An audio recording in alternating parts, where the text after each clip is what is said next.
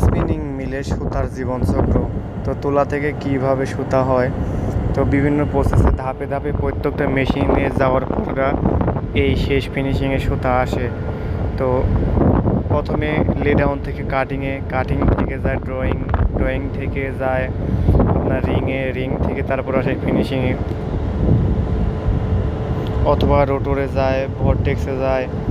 তো যাওয়ার পরে বেশ কয়েক ধাপে কয়েক প্রকারভাবে সুতা ফিনিশিং হওয়ার পরে হিট সিটিংয়ে আসে।